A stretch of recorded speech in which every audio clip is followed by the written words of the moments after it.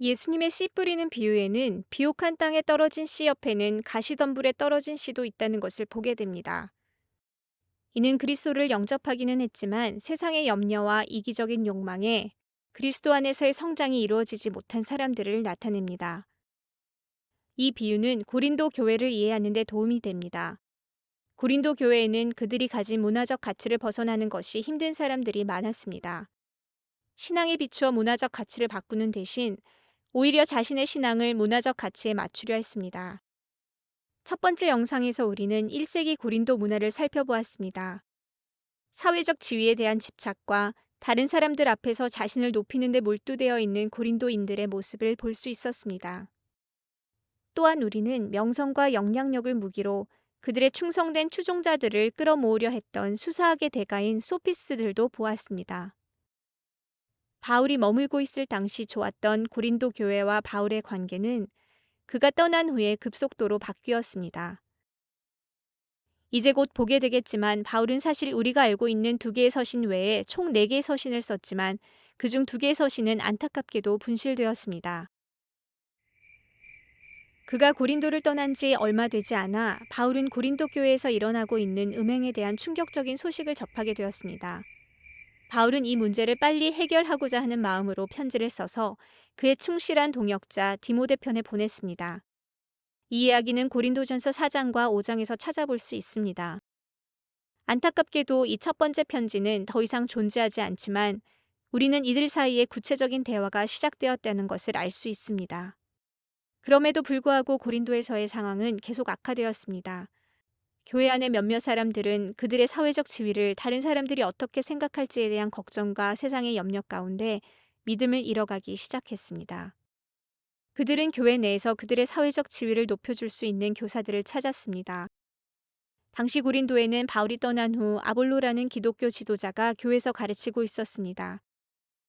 바울과 달리 아볼로는 유창한 연설가였으며 그리스 수수학을 훈련한 사람이었습니다. 이러한 이유로 일부 사람들은 아볼로가 바울보다도 더 낫다고 여겼습니다. 또 다른 일부는 개발하고 알려진 베드로를 추정했습니다. 베드로가 12제자 가운데 한 명이자 예수님의 가장 가까운 제자였다는 이유로 그를 따르는 것이 교회 내에서 그들의 지위를 높이는 데 도움이 될 거라 생각했습니다. 또 어떤 이들은 다른 사람들을 법정으로 끌고 가 짓밟는 것이 자신들의 귀족 계급을 과시할 수 있는 방법이라 생각했습니다.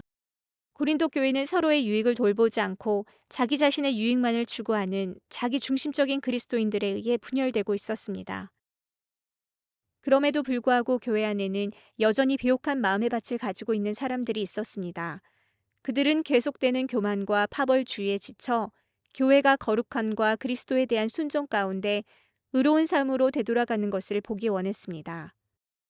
다 같이 그들은 바울에게 편지를 써서 그들의 문화 가운데 어떻게 옳은 생각과 행동을 해야 하는지 물어봤습니다.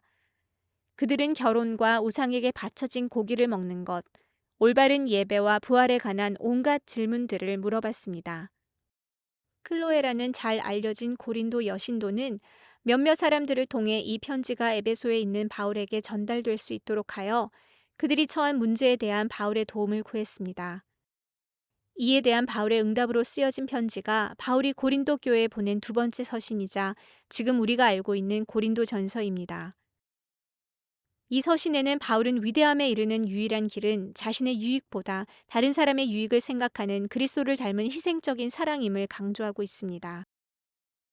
불행히도 바울의 이 편지 또한 그가 의도했던 결과를 가져오지는 못했습니다. 고린도 교회 일부 성도들은 여전히 세상의 염려에 숨이 막혀가고 있었습니다. 바울은 상황을 바로잡고 그들로 하여금 자신의 말에 귀를 기울이게 하기 위해서는 조금 더 과감한 조치가 취해져야 한다고 생각했습니다. 그는 문제를 직접 해결하기 위해 고린도로 바로 향했습니다. 안타깝게도 고린도 성도 중 한 사람이 바울을 인신공격하는 바람에 바울의 방문은 뜻대로 흘러가지는 않았습니다. 바울은 답답한 심정으로 에베소로 다시 돌아올 수밖에 없었습니다. 이 고통스러운 방문 후 바울은 또 다른 편지를 써서 그의 믿음의 동역자인 디도 편에 보냈습니다. 바울은 고린도후서 2장에서 이 방문과 편지에 대해 언급하고 있습니다. 아쉽게도 분실되어진 이 세 번째 편지에서 바울은 그들에게 연합과 책임을 강조했습니다. 한 몸인 그리스도의 공동체 안에서 이기적이고 독이 되는 행동이 있어서는 안 된다고 말했습니다. 바울은 디도가 가져올 교회의 응답을 간절히 기다렸습니다. 마침내 그들이 마케도니아에서 다시 만났을 때 디도는 좋은 소식을 전했습니다. 고린도 교회가 바울의 편지를 마음에 새겼고 잘못을 행한 자가 자신의 행동에 대한 책임을 지도록 했다는 것이었습니다. 또한 회개를 통해 용서와 화해의 과정이 시작되었다고 알려주었습니다. 하지만 디도는 새롭게 부각되고 있는 또 다른 문제를 전했습니다. 이기적인 유대인 교사들이 외부로부터 이 교회에 침투하려 한다는 것이었습니다. 그들은 자신들의 우월성을 자랑하면서 바울의 사도직의 정당성에 대해 의문을 제기하고 있었습니다. 자칭 위대한 사도라고 하는 이들은 자신들이 참 사도라고 주장했습니다. 이들은 바울 및 다른 그리스도 사도들이 전하는 복음과 반대되는 복음을 선포했습니다. 바울은 고린도 그리스도인들이 얼마나 쉽게 속고 자신에게 등을 돌릴 수 있는지 생생히 기억하고 있었기 때문에 그는 곧 우리에게 고린도 후서로 알려진 네 번째 편지를 써서 고린도 교회를 권고했습니다. 이 편지에서 바울은 지위와 영향력과 성숙은 교만과 분파, 자만으로는 이루어질 수 없다고 상기시켰습니다. 우리는 우리 자신을 내세우는 대신 다른 사람을 높이는 데 힘써야 합니다. 나 자신을 위한 기회만을 노리기보다는 다른 사람에게 유익이 되는 기회를 찾으려 할 때 우리는 은혜 안에서 성장할 것입니다. 이 진리를 실제 삶에 적용하기 위해 바울은 상대적으로 부유했던 고린도 성도들에게 어려움을 겪고 있는 예루살렘 교회의 재정적 지원을 제공하도록 격려했습니다. 예수님을 따르며 우리 마음의 비옥한 땅을 일구어 가는 것은 우리의 책임입니다.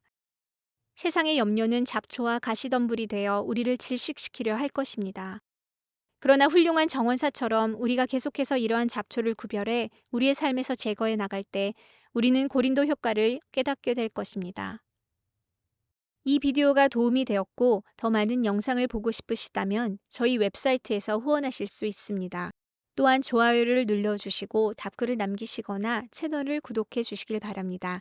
시청해 주셔서 감사합니다.